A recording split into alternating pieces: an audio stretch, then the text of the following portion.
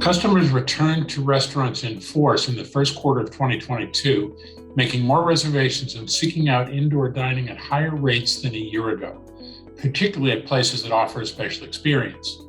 That's according to a new State of the Industry report from Yelp, which also found that consumers are ordering less takeout this year, though off-premises remains much more prevalent than it was before the pandemic.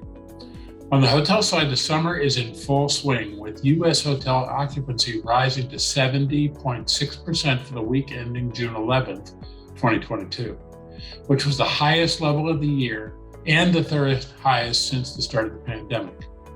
Weekly room demand also reached a pandemic-era high as more hotel rooms, 27.6 million, were sold than in any week since early August 2019. It may come as a surprise that despite the pandemic, bankruptcy filings have significantly fallen over the past year, according to statistics recently released by the Administrative Office of the U.S. Courts. Government relief programs and a historic rise in household wealth fueled by a strong stock market and higher real estate prices are among the reasons to explain this trend. But unfortunately, many experts believe that this trend will reverse and bankruptcies will soon be on the rise due to higher inflation, supply chain woes, rising interest rates, and a slowdown in global output. Philadelphia recently received good news in learning that it will be one of a small group of American cities that will host soccer matches in the 2026 World Cup. Congrats to CEO Greg Kieran and his team at the Philadelphia CVB for winning the bid. Continuing with Philadelphia news, workers at three major beer distributors in the Philadelphia area are on strike in a call for better wages and hours. The three companies distribute popular beers, including products by Miller, Coors, Budweiser, and White Claw. The strike impacts Philadelphia, Bucks, Delaware, Montgomery, and Chester counties and could affect availability of beer and other drinks in the region before the 4th of July celebrations commence. PRLA annually recognizes our members and their employees for their dedication, service, and community involvement through our Spirit of Hospitality Awards program. Nominations are being accepted from now through July 22nd. Award winners will be honored at the Spirit of Hospitality Awards Gala, held in conjunction with our annual meeting. This year's gala will be on September 12th at the Hotel Hershey.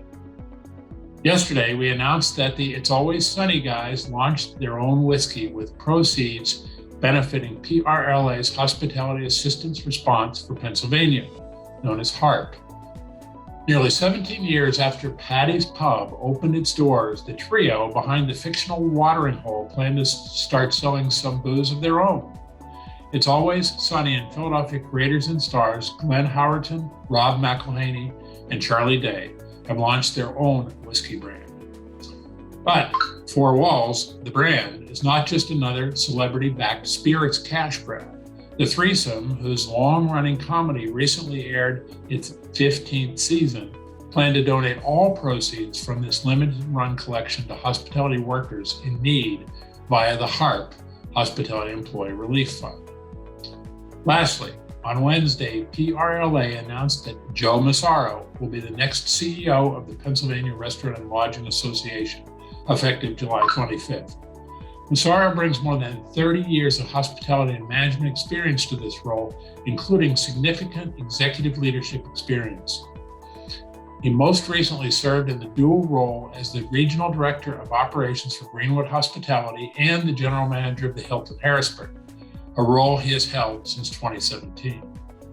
He directed the Hilton Harrisburg's renovation, including the development and launch of the property's on-site restaurants, 1700 Degree Steakhouse, and Ad Lib Craft Kitchen and Bar. He also was responsible for establishing Harrisburg's exclusive social club, the Hill Society. Joe is also a past chairman of the Pennsylvania Association of Travel and Tourism and active on many other boards throughout Harrisburg and across the state.